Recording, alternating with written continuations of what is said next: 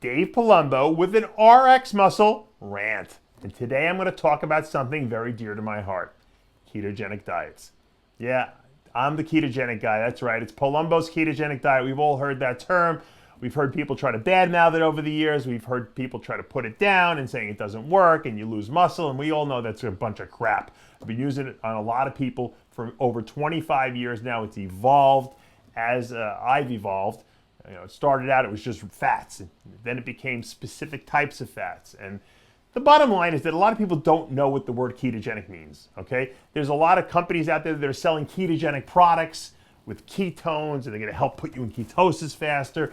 There's great companies like Quest Nutrition selling ketogenic meals out there, which are terrific because there's no carbs in them and they're delicious, and they'll deliver them to your house.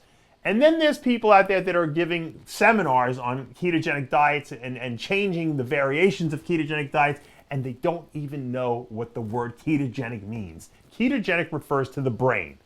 The brain likes carbs as a fuel source. It's addicted to sugar, in fact. If you've ever seen anyone, or if you yourselves have ever eaten like something sweet, you want more. You can't have enough of it. And the more you eat of sugar, the more you want and the more disgusting you feel. It's like a true drug. The brain loves sugar and is addicted to it.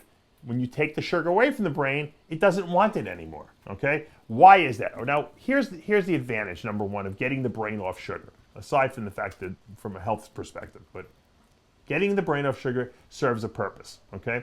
When you're dieting, okay, and your body is on lower calories, and your brain is using carbs as a fuel source, sugar, okay?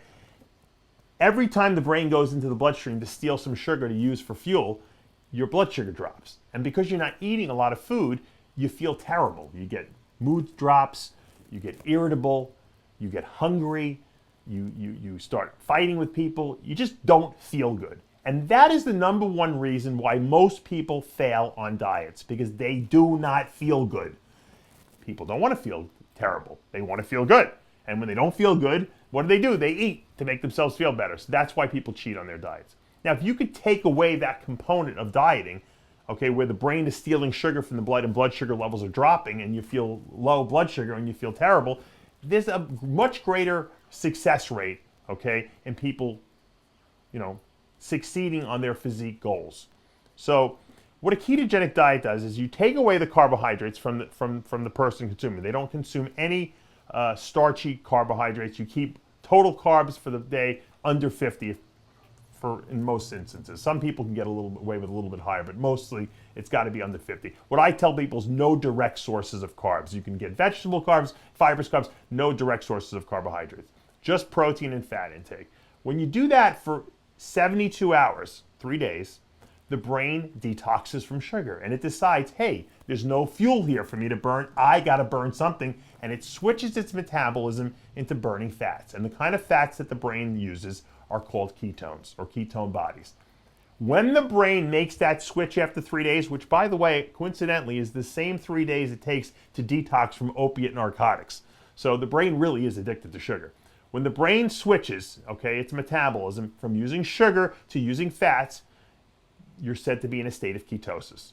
So a ketogenic diet is a state where the carbohydrates are restricted enough so that the brain will use fat or ketones as a fuel source. That's all it means. It does not mean anything else. Therefore, if someone goes on a rant, and I don't really want to throw Rich Piana under the bus here, but I have to a little bit. Rich Piana came up with his own diet. He says it's a modified, it's the Piana ketogenic diet that has some carbs in it. But that by definition is false. That by definition is ridiculous because you can't be in a state of ketosis, you can't be on a ketogenic diet if you're eating carbohydrates, okay? Even if it's only once a day. People used to always ask me that. Hey, can I put a little oatmeal in the morning? It won't screw me up, right? I'll still lose weight. Yeah, you'll still lose weight, but you won't be on a ketogenic diet. The reason why Rich's modified ketogenic diet works is because he's still on low carbs. He's not on no carbs. If you're not on no carbs, you're not in ketosis. So Rich is not in ketosis. It's not a ketogenic diet. So Rich made a small mistake there, just in nomenclature. But what he was telling you was functional. In other words, you can eat some carbs and lose weight. Of course you can. People do it all the time. And matter of fact, when you eat low carbs, you lose weight even easier. But the advantage of the ketogenic diet is to get that switch going on in your brain so that your brain stops using sugar, because that's going to make the dieting process easier. And that's why I tell people, and my clients that ask me, hey Dave, can I eat some carbs on this diet? I said you could. And I actually start some people on carbs. I said, but at some point when the carbs get low enough, it's probably better off just pulling them completely out so that we can turn your brain into a ketogenic brain where it's using fat as fuel rather than carbs. And that is the simple, basic truth of a ketogenic diet. It's all about the brain. Dave Palumbo with another RxMuscle rant.